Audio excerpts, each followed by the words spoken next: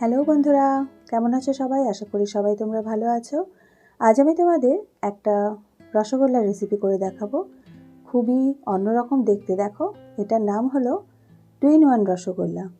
তো তোমরা যদি স্টেপ ফলো করে বানাও আমার মতো, তোমরাও কিন্তু খুব ইজিলি এটা বানিয়ে নিতে পারবে। তাহলে চলো আমি কিভাবে বানিয়েছি তোমাদের সাথে আজ শেয়ার করি। তো প্রথমে আমি 2 লিটার দুধ নিয়ে নিয়েছি, আর এটা হচ্ছে আমুলের গোল্ড দুধটা, যেটা কিনা ফুল ফ্যাট ক্রিম বলে, সেটা নিয়ে নিয়েছি। আর এটা আমি আগে খুব ভালো করে জাল দেব। জাল দেওয়ার পর আমি ভিনিগার দিয়ে ছানাটা বানিয়ে নেব। তোমরা চাইলে টক দই দিয়েও বানিয়ে নিতে পারো। তো আমি এখানে প্রথমে 2 চামচ ভিনিগার আর 2 চামচ জল দিয়ে একটা মিশ্রণ তৈরি করে নিচ্ছি। তারপর যদি প্রয়োজন হয় আর একটু দেব। তাহলে রেশিওটা কিন্তু আমি রেখেছি 2:2। তো খুব ভালো করে মিশিয়ে নেব। এবার দুধটা যখন খুব ভালো করে ফুটে উঠবে, আঁচটাকে মিডিয়ামে দিয়ে আস্তে আস্তে করে আমি ভিনিগারটা মেশাতে থাকবো।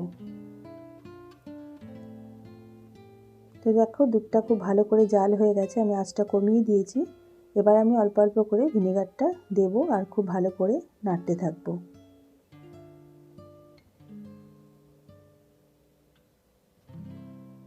তো আমার এখানে মোট 4 চামচ ভিনিগার লেগেছে। এর বেশি কিন্তু লাগার কথা না বন্ধুরা, তোমরা সেটা বুঝে দেবে। তো আমি এখানে 4 চামচ ভিনিগার আর 4 চামচ জল দেওয়াতে কিন্তু এরকম ছানাটা কেটে গেছে। তো তোমরা কিভাবে বুঝবে ছানাটা খুব ভালো করে কেটেছে? যখন দেখবে জল আর ছানাটা আলাদা হয়েছে আর জলটা একটু গ্রিনিশ কালার হয়ে গেছে, তখন বুঝতে পারবে যে ছানাটা ঠিকঠাক মতো কেটে গেছে। এরপরে আমি একটা ঝুড়িতে একটা সাদা কাপড় দিয়ে ছানাটা ছেঁকে নিচ্ছি। আর ছানা ছাকার জলটা কিন্তু তোমরা অনেক কাজে ব্যবহার করতে পারো, সবজিতে বা আটা ময়দা মাখার সময়ও ব্যবহার করতে পারো, বা এই জল দিয়ে ছানা কাটালেও কিন্তু খুব ভালো আবার ছানা তৈরি করা যায়। এবার যেহেতু আমি ভিনিগার ইউজ করেছি, আমি একটু উষ্ণ জল দিয়ে ছানাটা খুব ভালো করে ধুয়ে নিচ্ছি। তোমরা চাইলে ঠান্ডা জলও দিতে পারো, কিন্তু ঠান্ডা জলে অনেক সময় ছানাটা হার্ড হয়ে যাওয়ার সম্ভাবনা থাকে, তাই আমি একটু উষ্ণ জল দিয়ে ধুয়ে নিচ্ছি। তবে কাপড়টা যখন আমি রোল করব, তখন কিন্তু খুব বেশি চাপ দিয়ে আমি ছানার জলটা বের করব না। জাস্ট এইভাবে তুলে কোথাও একটা ঝুলিয়ে রাখতে পারো, বা ঝুড়ির মধ্যে রেখে একটা ভারী কিছু চাপা দিয়ে রাখতে পারো। তো খানিকক্ষণ জলটা ওইভাবে ছেঁকে নিয়ে আমি একটা দেখো ভারী লোহার এটা দিয়ে আমি চাপা দিয়ে রেখেছি। তো প্রায় 1 ঘন্টা আমি রেখে দিয়েছিলাম। দেখো কত সুন্দর কিন্তু কাপড় থেকে ছানাটা বেরিয়ে এলো। খুব সুন্দরভাবে কিন্তু জলটা বেরিয়ে গেছে। এদিকে আমি রসগোল্লাটা বানানোর আগে শিরাটা তৈরি করতে দিয়ে দিচ্ছি। এখানে দিয়েছি আমি 1 কেজি চিনি, আর দিয়ে দিচ্ছি 1 লিটার জল। তো জল আমি আরেকটু বেশি দেব, 1.5 লিটার মতন জল আমি এখানে অ্যাড করব, আর 1 কেজি চিনি দিয়েছি। তো এটা মিডিয়াম ফ্লেমে হতে থাক, ততক্ষণ আমি ছানাটা রেডি করে নিচ্ছি। তো ছানাটা দেখো কত সফট আর সুন্দর হয়েছে। এবার খুব ভালো করে ছানাটাকে মেখে নিতে হবে।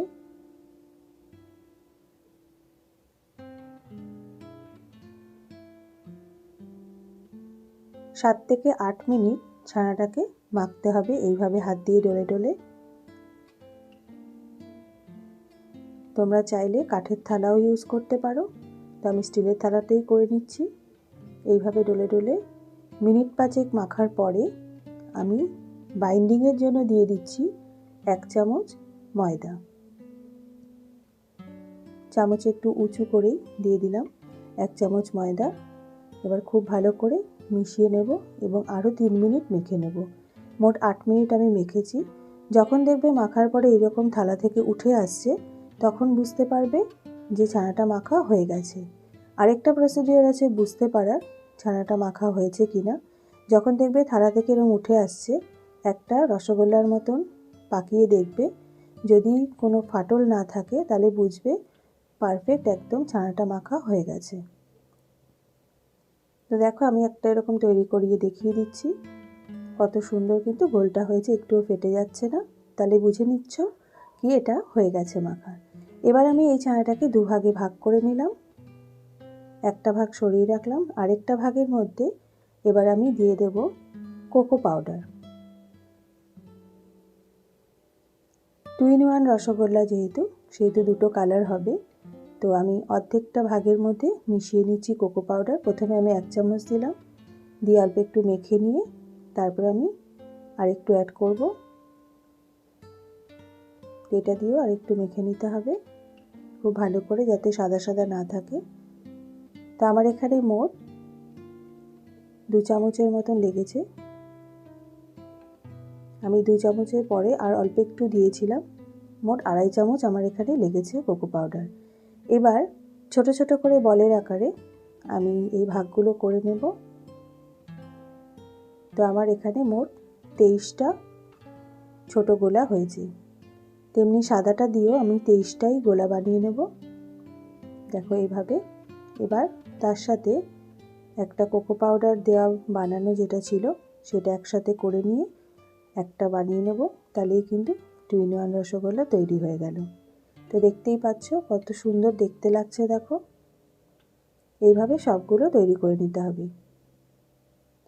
তো আমি 23টা সাদা 23টা কোকো পাউডার দেওয়া পিঙ্ক কালারের রসগোল্লা তৈরি করেছি।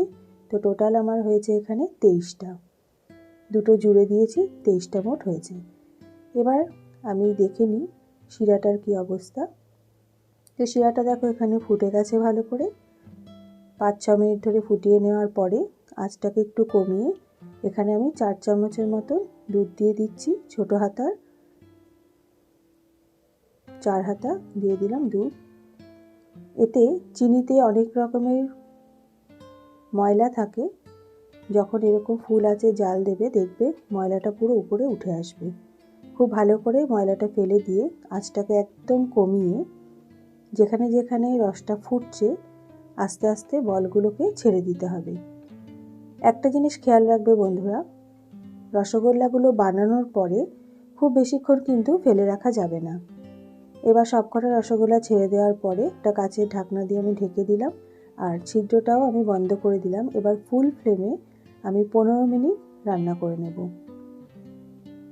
তো দেখো 15 মিনিট হয়ে গেছে, রসগোল্লা কিন্তু অলমোস্ট ডাবল হয়ে গেছে। তো আমার জায়গাটা একটু ছোট হয়ে গেছে বন্ধুরা, তোমরা চেষ্টা করবে একটু ছড়ানো একটু বড় জায়গা নেবার, তাহলে খুব ভালো হবে। তো আমার জাস্ট নাড়ার জায়গা নেই দেখো। জায়গাটা একটু বড় হলে একটা চামচের সাহায্যে হালকা একটু যদি উল্টিয়ে দেওয়া যায় তো খুব ভালো হয়। তো আমি চেষ্টা করলাম একটু সামান্য উল্টিয়ে দেওয়ার। এখন খুব সফট থাকে এই অবস্থায়, খুব বেশি নাড়াচাড়া করা যাবে না। তো তোমরা চেষ্টা করবে জায়গাটা একটু বড় নেওয়ার, তাহলে কিন্তু রসগোল্লাগুলো আরও ফুলবে। তো যাই হোক, মিনিট 15 আমি ফুটিয়ে নিয়েছি। এবার একটু নাড়াচাড়া করে আমি নামিয়ে ঠান্ডা হতে দেব। এবার রসের মধ্যে 2 থেকে 3 ঘন্টা আমি চুবিয়ে রাখবো। এরপর তোমাদের সার্ভ করে দেখাচ্ছি। তো দেখো বন্ধুরা 3 ঘন্টা হয়ে গেছে, রসগুলো খুব ভালো করে ঢুকে গেছে। কত সুন্দর দেখতে লাগছে বলো। তো তোমরাও এরকম বাড়িতে ট্রাই করো, আর যদি ভালো লাগে তাহলে আমাকে কমেন্টে জানিও। আর যদি নতুন বন্ধু হও আমার চ্যানেলে, তাহলে অবশ্যই আমার চ্যানেলটাকে সাবস্ক্রাইব করে দিয়ে পাশে থাকার অনুরোধ রইল। বেল আইকনটা অবশ্যই প্রেস করে দিয়ে আমার সাথে থেকো, তাহলে আমি যখনই নতুন রেসিপির আপডেট দেবো তোমাদের কাছে প্রথমেই নোটিফিকেশানটা চলে যাবে। আর যদি ভালো লাগে রেসিপিটা একটা লাইক শেয়ার কমেন্ট করে দিও। তো আজ এই পর্যন্ত, দেখা হবে আগামী পর্বে। তোমরা ভালো থেকো, সুস্থ থেকো, ধন্যবাদ।